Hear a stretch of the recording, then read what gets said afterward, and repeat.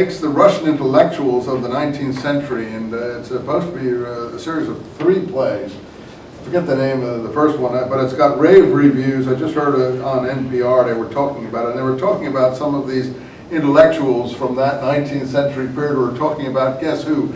Hegel and the zeitgeist. They're all totally obsessed with Hegel for some reason. Everybody in the 19th century is totally obsessed with him.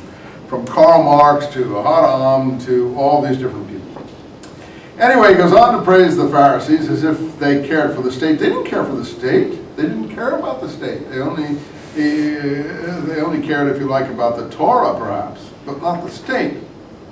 And they didn't really care about the temple either. And that's why you didn't have, when the Jews went back to Israel, they didn't know what to do with the Temple Mount when they went back. I mean, Pharisee Judaism didn't want anything to do with the temple. I mean, they were just as happy not to have any priests and things to deal with. So what did Moshe Dayan do? Had no intellectual background when they caught the Temple Mount. He just gave it back to the Muslims. Well, that's fair enough if you're a nice, decent, liberal sort of person, but nobody who cared about the temple would do such a thing. And no Muslim would do such a thing for Mecca, and no Christian would do that for the Vatican or whatever.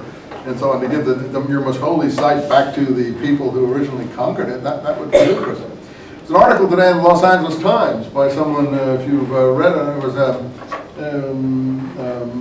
who gave, the other chap who was in my classes, gave me this article, this editorial from the Los Angeles Times. He was laughing in this editorial.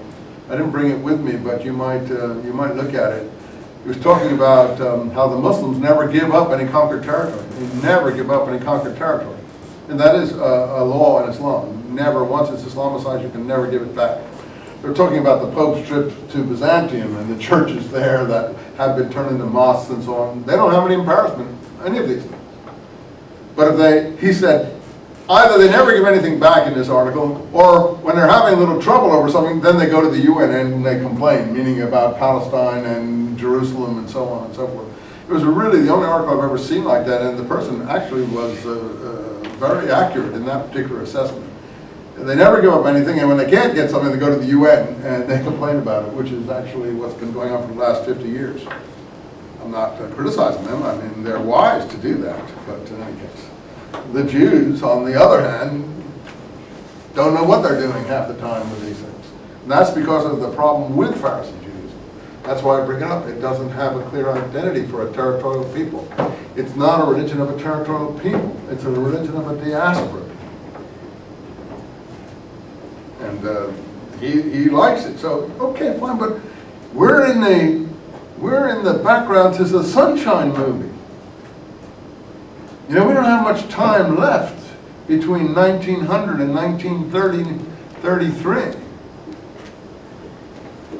When's he writing this, 1905 or something? He's acting like the Jews have all the time in the world to sort all these problems out. They've got 35 years before they're all going to be annihilated. So, I mean, okay, in a peaceful time, that would be great, is discussing all these things. But to then rip down the political leader who wanted to solve these problems, I think that's, in hindsight, tragic. That's all I can tell you. I mean, this would be a great thing to be written in like the 17th century or 16th century when there was nobody trying to like murder you all. So anyway, he goes on like that with all these pseudo-intellectual sort of positions. But the Pharisees remembered, even in this hour of agony, that they cared for the state only for the sake of the national spirit which is embodied in the state.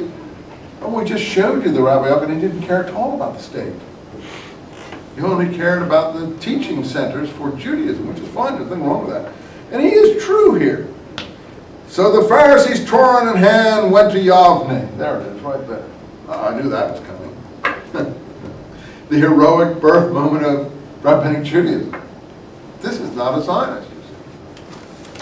But he's posing as a Zionist. And that confuses the situation immensely in terms of what the Zionists finally asked for when the British are willing to give them something after World War I. Less than that. 12 years after he writes this, the British take Jerusalem. and are willing to do something politically about this issue. And the leader is his disciple, Chaim Weizmann. That is a vast tragedy for the Jewish people as far as what comes later. I think Chaim Weizmann lost his son in the RAF in World War II, and I don't begrudge him his sacrifice. But the fact of the matter is that he should not have reveled in defeating Herzl, and he should have known how to negotiate with the British in the way that Herzl would have known, and some things might have been avoided when World War II was coming. That's my point.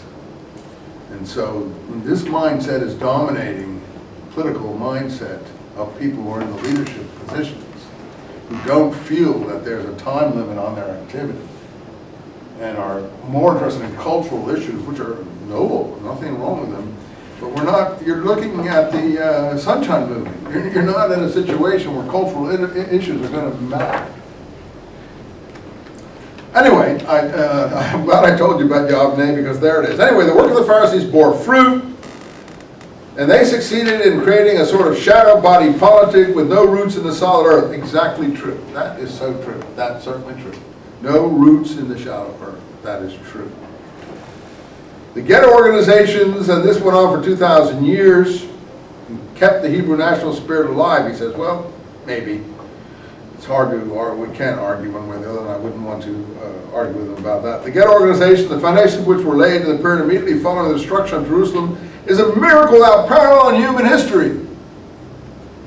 So we know where his heart is in the ghetto, which is fine. There's nothing wrong with it. And he thinks that's miraculous, that a people could survive in a extraterritorial state. What does Pinsker say about that? He says that people don't like ghosts. And remember that auto-emancipation? He uses medical metaphors there because he's a doctor.